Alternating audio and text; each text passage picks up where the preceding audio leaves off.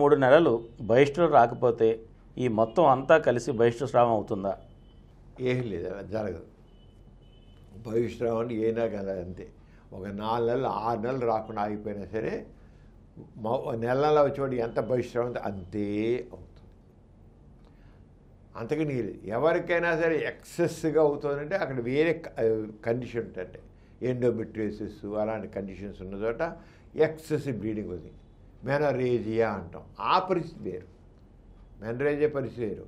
కానీ ఇప్పుడు పీసీఓడి అనేది చాలా కామన్గా ఉంటుంది లేడీస్లో. అసలు వాళ్ళకి సరిగా కూడా అవుదండి. వాళ్ళకి 4 నెలలకి ఒకసారి మెన్స్ అవుతుంటుంది, 3 నెలలకి 4 నెలలకి. ఒక్కోసారి వాళ్ళు మందు బెల్ట్ వేస్తేనే, వాళ్ళు మెన్సెస్రానికి బెల్ట్ వేస్తేనే మెన్స్ అవుతూ ఉంటుంది. అప్పుడు అయితే ఎంత మాదే 1 రోజు 2 రోజులు కనబడుతుంది, ఎక్కువ ఏం కనబడదు. అంచేత అంతా లోపల ఎక్కడో కొండలాగా నిండిపోయి ఆ కొండ ఒకసారి పగిలి దాని బయటకు వస్తుంది. అలాగేం జరగదు, అదేం జరగదు.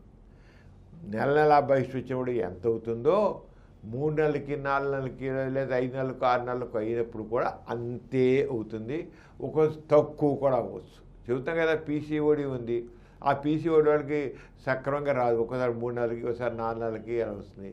వచ్చి కూడా ఆ పీసీఓడి ఉన్న వాళ్ళకి మరీ అలా మరి తక్కువ కూడా అవుతుంది, ఎక్కువ కూడా కాదు. బ్లడ్ రక్తస్రావం 1 రోజు, 1 పూట, 2 రోజులు అంతకనే అవుతుంది, చాలా తక్కువ అవుతుంది. అంటే మరి 4 నెలలు అవ్వలే కదా, మరి ఎంత అవ్వాలిగా, ఎందుకు అవ్వదు? అక్కడ ఎంత హార్మోన్స్ యొక్క మ్యాజిక్ ఇదంతా. హార్మోన్ ఈస్ట్రోజన్, ప్రొజెస్టెరాన్ హార్మోన్ 2 కూడా సక్రమంగా పనిచేస్తుంటే, అవి చక్కగా విడుదలవుతుంటే అన్నీ సక్రమంగా జరుగుతాయి. 3 నుంచి 5 రోజులు మెన్సెస్ అవుతూ ఉంటుంది. అప్పుడు నెల ప్రతి 8 రోజులకి మెన్స్ వస్తుంది. చక్కగా 3 to 5 days మెన్సెస్ అవుతుంది.